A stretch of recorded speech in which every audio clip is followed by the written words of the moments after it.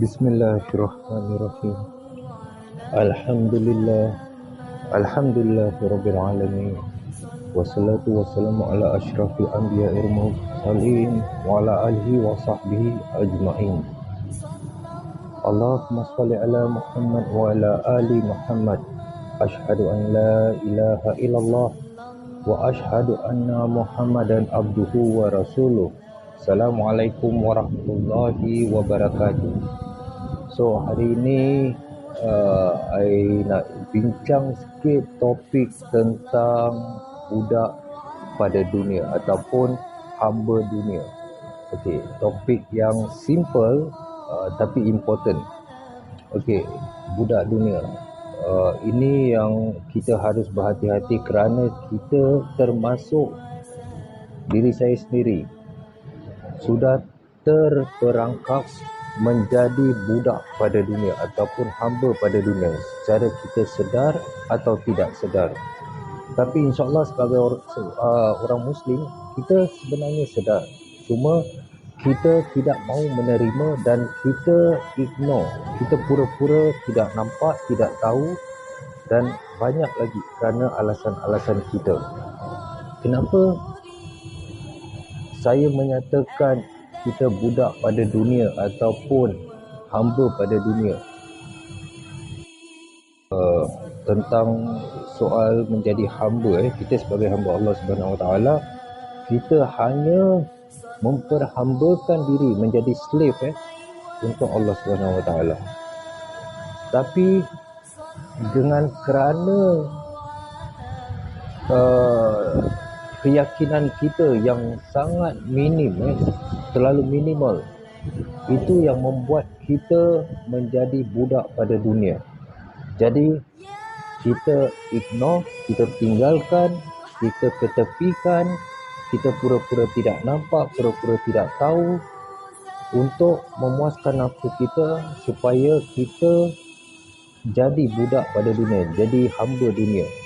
Salah satu bila kita lihat pada kecantikan, kenapa wanita mau menjadi diri mereka cantik di luar rumah?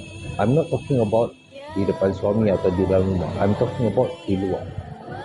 Kerana mereka ingin menjadi cantik, pakai lipstick, ada yang sampai betulkan hidung, plastik surgery dan sebagainya.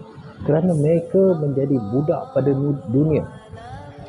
Mereka sanggup melakukan itu untuk membuat dunia ni, makhluk-makhluk yang manusia ni melihat mereka seperti orang ini cantik, keterampilannya inilah menarik dan sebagainya. Jadi apa yang kita lakukan ini sebenarnya bukan untuk diri kita, bukan kita nak cantik. Cuba kita tanya diri kita betul-betul, kalau kita nak cantik, kita boleh cantik, boleh hias diri kita, tapi di rumah untuk kepuasan kita. Tapi apabila kita ingin bersolek, bercantik-cantik dan pakaian yang cantik untuk menunjukkan pada orang, tak kira lah best friend kita walaupun sama jenis, perempuan dengan perempuan, kita dah menjadi budak dunia kerana kita tidak mahu mereka mengatakan kenapa baju kau buruk, kenapa muka kau lesu. Kita takut dengan manusia-manusia. Apa yang dunia ingin kita lakukan, mereka doktrin, mereka keluarkan fashion yang baru. Jadi kita terikut, ini fashion baru, aku mesti ikut fashion baru. Ini apa-apa yang baru kita ikut. Jadi mereka sebenarnya, dunia ni membuat kita kejar pada mereka. Jadi apabila kita mengejar dunia, kita akan sentiasa di belakang. Dunia akan tetap meninggalkan kita. Saya kasih satu contoh. Kita nak beli satu kereta, satu mobil, mobil yang baru keluar. So mobil tu baru keluar tahun ini, we can just say mobil Camry tahun 2023, Toyota Camry.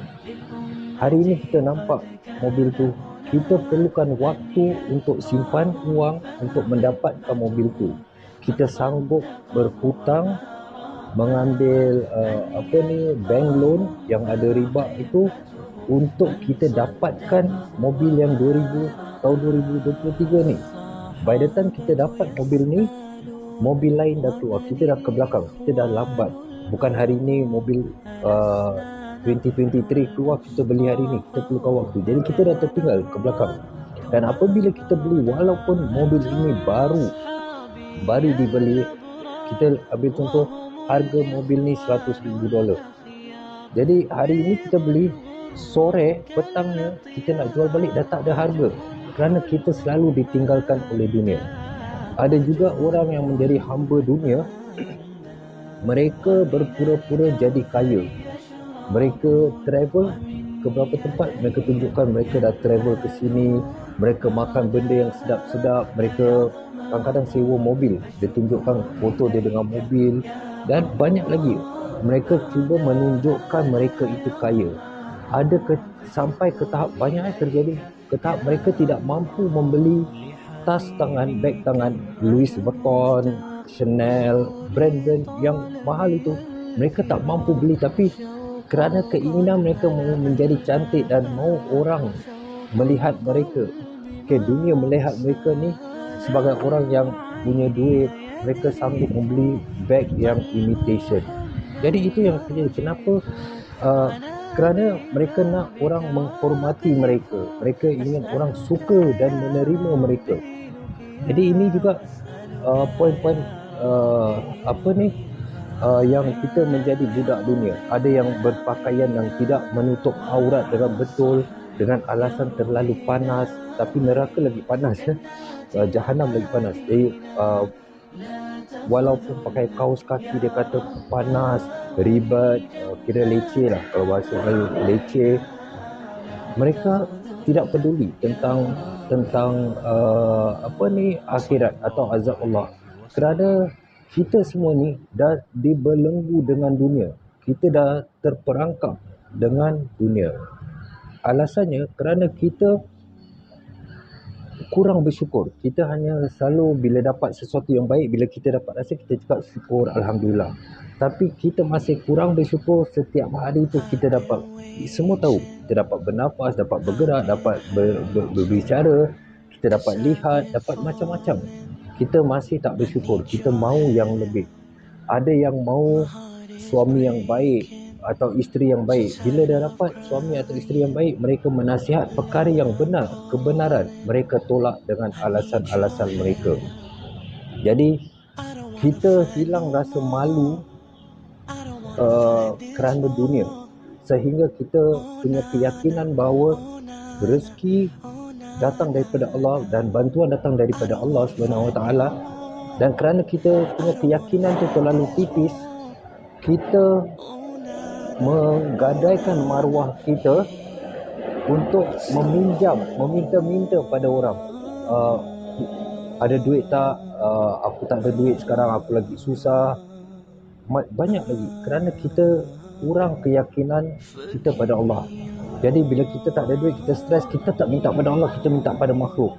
Dan kita berpura-pura, berangan-angan, konon-kononnya lah, aku minta bantuan daripada manusia, itu semua datang daripada Allah. Memang betul, tapi apakah kita benar-benar minta pada Allah dengan penuh keyakinan, atau kita hanya berdoa tanpa keyakinan dan kita mengharapkan daripada manusia dapat membantu kita, dan kita yakin manusia ini ada duit untuk membantu kita.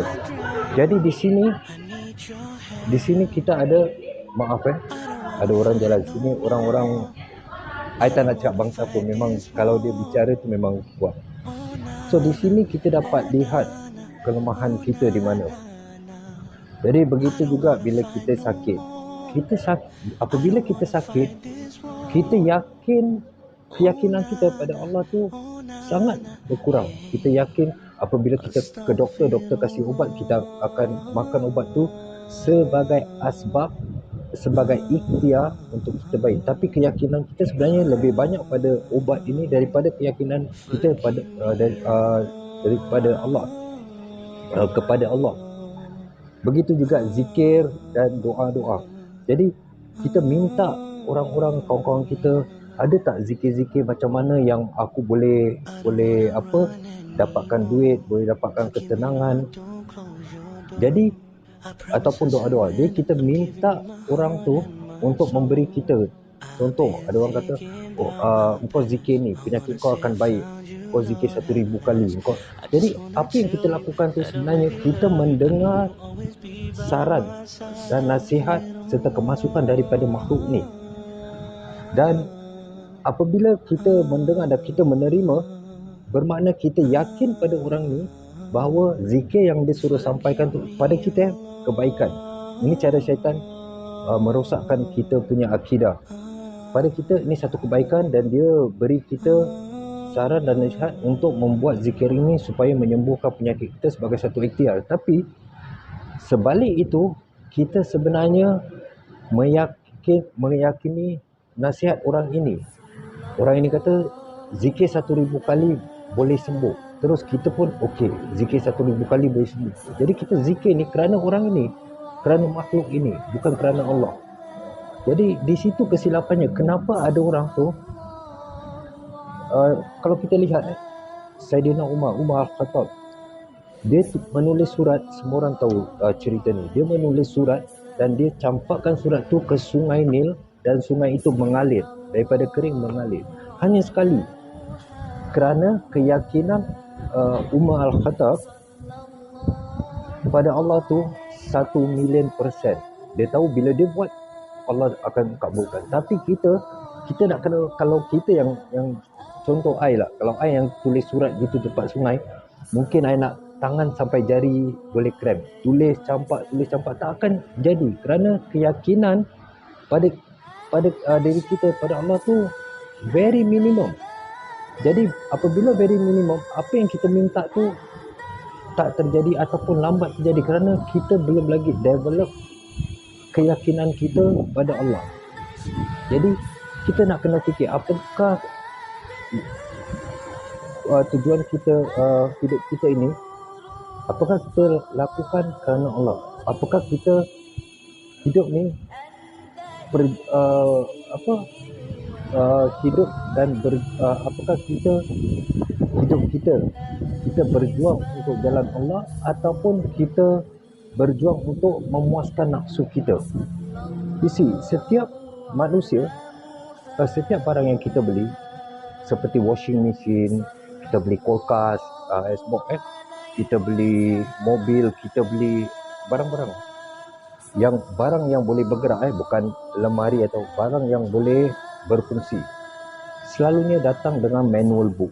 Dan manual book tu seperti guidance, cara bagaimana nak operate this machine, bagaimana kita nak masukkan minyak, nak tukar bateri ataupun nak switch on, macam ada guidance supaya kita tidak merosakkan benda itu. So sebagai manusia, Allah sudah sediakan kita Al-Quran sebagai kita punya manual book. Semua ada di situ. Jadi apabila kita ikut manual book tu, insya-Allah kita tidak akan rosak akidah, keyakinan kita dan sebagainya. Tapi kerana kita abaikan buku dan firman Allah ni, jadi maka rosaklah diri kita, iman kita, akhlak kita, semua kita jadi berantakan. Kita tak tahu kerana kita tak cari manual book tu, kita tak selidik dan tak cari banyak manfaat untuk diri kita, bukan untuk Allah, untuk diri kita ada di dalam Al-Quran, tapi kita tidak cari. Kita selalu berangan-angan, bercita-cita, tak apa, Allah akan faham kerana situasi aku, kerana aku di dalam keadaan seperti ini. Allah faham kalau aku beli rumah dengan hutang bank, ada riba. Allah faham kerana ini satu kebutuhan, aku harus beri pelindungan untuk keluarga, aku harus beli mobil, beli kereta dengan riba kerana aku gunakan kereta ini atau mobil ini untuk mencari nafkah, untuk ke masjid. Allahu Akbar. Kita harus fikir, apa salahnya kalau kita sewa kereta, sewa mobil. Kita tak perlu pening tentang maintenance mobil atau apa. Bila kapan-kapan, bila kita nak tukar kereta, kita boleh just tukar kereta, tak perlu pening. Kalau kita nak beli rumah, daripada beli rumah, itu bukan milik kita. Tidak ada apa-apa di dalam dunia ini milik kita. Semua milik Allah dan semua pinjaman. Untuk apa kita beli rumah dengan riba yang Allah sudah berfirman untuk berperang dengan riba, tapi kita mencari pembenaran dan bercita-cita Allah faham dengan situasi kita, dengan alasan kita nak memberi perlindungan tempat tinggal untuk keluarga kita, sedangkan kita boleh sewa sehingga kita mati, tidak ada masalah. Jadi kita selalu mencari pembenaran. Kita tak nak cari manual book tu, Quran tu untuk kita belajar. Kita malas belajar, kita malas cari ilmu, kita malas memahami isi kandungan Al-Quran dan hadis. Kita malas berusaha. Jadi berpunca daripada malas yang kita lakukan dulu bertahun-tahun itu, efek dia datang sekarang. Jadi jangan hairan, jangan kaget apabila sekarang ni kita punya masalah. Kerana masalah yang kita hadapi sekarang adalah punca daripada kita, dan kita memilih untuk mempunyai masalah ini sekarang kerana daripada dulu, daripada awal kita tidak mahu melakukan sesuatu untuk masa depan kita. Kalau kita malas, kita kata belum tahu, belum tentu aku boleh hidup sampai bila-bila, jadi cukup sampai sini. Jadi kita malas kasih alasan. Apabila sudah sampai waktunya, kita beri lagi alasan. Jadi hidup kita penuh dengan alasan demi alasan. Jadi daripada sini, kitalah orang-orang yang bodoh, kita orang-orang yang jahil dan sombong. Jadi sombong, definition sombong tu orang yang tidak mahu menerima kebenaran. Kita selalu mencari pembenaran untuk memuaskan nafsu kita. Kita takut menerima kebenaran. Apabila kita tahu satu kebenaran, kita takut.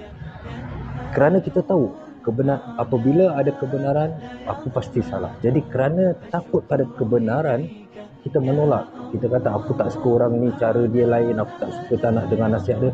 Kita ada punya alasan-alasan sendiri untuk mencari pembenaran diri kita, memuaskan nafsu kita.